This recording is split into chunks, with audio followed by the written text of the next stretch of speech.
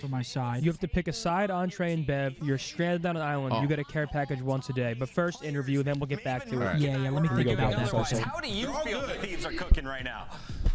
I mean, we're cooking, man. I mean, hey, some of these top players, they can have their flowers, but if you're not going to play for the win, it don't matter. So I think that's what we've been striving to do, and I think it shows. I mean, we get outslayed in a couple hard points. We still win by a good margin, and Jesus Christ. Yeah, same thing, control, and then search is coming around. I mean, I think after the major, losing a bunch of searches to phase, that's obviously the thing we got to clean up on, and once that happens, I think we'll be final.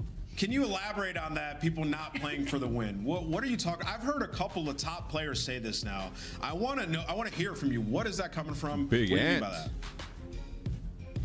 I think it's a lot of things. I mean, a lot of these players, I mean, Gwinn, I think in the first map, I mean, this guy is literally like double pause, just being useless on the map, taking useless routes. I think people don't analyze the gameplay enough. You know, you got Clay tweeting, Ken tweeting the other day about, you know, watching VOD and stuff. I think people actually just don't watch VOD, don't play hardpoint the way it's supposed to be played, and it shows over the years. So I think that's why it stays pretty top heavy, and a lot of these new kids are just inexperienced. So I believe What the fuck happened to Dill, What the man? hell's going on today? I Dark love it. Prince arrives or has That'd risen. be kind of crappy.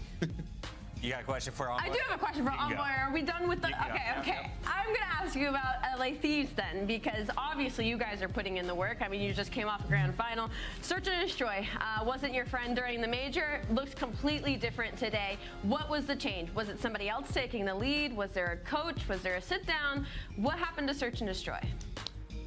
I think Hacienda for sure has been our best search and destroy. So I don't think today is really a true showing of that. Got it. I just think it's more or less being comfortable on the map and showing different looks. I feel like a lot of the maps in this game, you can actually just sit spawn and hold the bomb sites on defense.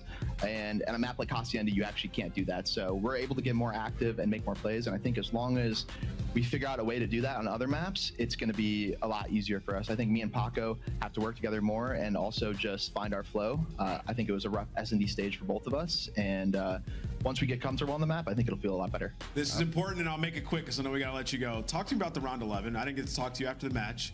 Why did you guys decide to send Paco all the way through underground?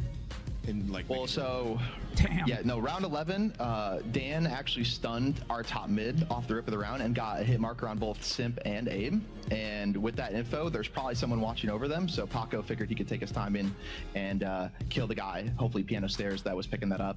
And yeah, it just didn't work out. So I mean, after that, I think it was a pretty bad play of me to plant the bomb and stuff too. But yeah, definitely learned our lesson there, and we go next, man. We'll forget about it. Thank you for diving into that. Full disclosure, I had a great time with both your parents and Papa Scrap. Despite your guys' loss, your parents were awesome in Spain. Bring them to every event, please. Yes, they do. They're at every event. All right, that is Envoy. That's LA Thieves. That is the I love that Good kid. interview, man. Envoy talking some shit about Gwinn and players that aren't playing for the win.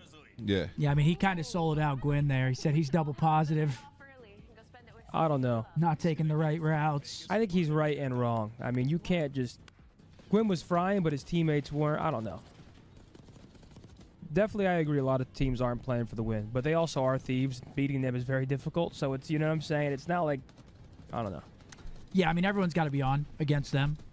Gwinn did have two good slaying maps, though, and they kind of got slammed on both of them. So Dill taking some shots, man. You don't see that very often from Dill. He's No, usually, you don't. You don't see that very I do often. like the fact that there's like at least 1,000 people out there that just heard this and they're like, "Fuck, man! I tweeted out some dumb shit." Now Yeah.